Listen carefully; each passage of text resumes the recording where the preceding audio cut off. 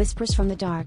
I signed up for the sleep study because I needed the extra cash, and the flyer promised minimal risk and state-of-the-art facilities. The lab was tucked away in the oldest part of campus, a building with yellowed windows and a perpetual chill. Inside, the researchers were polite but distant, ushering me into a narrow room with a single cot and an array of monitoring equipment. As I settled in for the night, electrodes prickling against my scalp, I noticed an odd, musty smell, like old earth and metal. Just nerves, I told myself, as the lights dimmed and the door clicked shut. It was 2:14 a.m. when I woke to the sound of whispering. At first, I thought it was the researchers, but the intercom was silent, the glass window dark.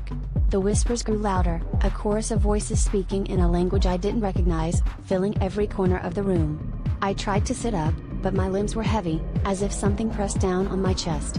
In the corner, the air shimmered, and a shape began to form, tall, impossibly thin, with two long arms that ended in tapered points. Its head was a blur, faceless and shifting, but the feeling of being watched was suffocating. I wanted to scream, but the sound stuck in my throat. The entity drifted closer, its body bending in unnatural ways, hovering inches from my face.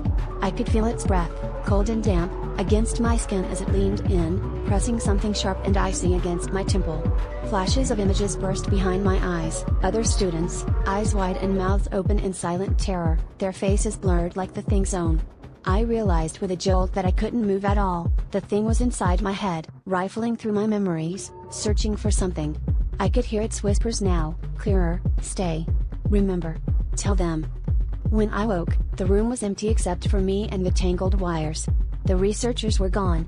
My phone buzzed with frantic messages from friends. Apparently, I'd been missing for 3 days. When I looked in the mirror, my left temple was marked with a thin, branching scar, as if something had written there in frost. I tried to tell people what happened, but every time I started, the words caught in my throat and the whispering began again. Now, at night, I see it in the corner of my room, waiting, patient. I think it followed me home.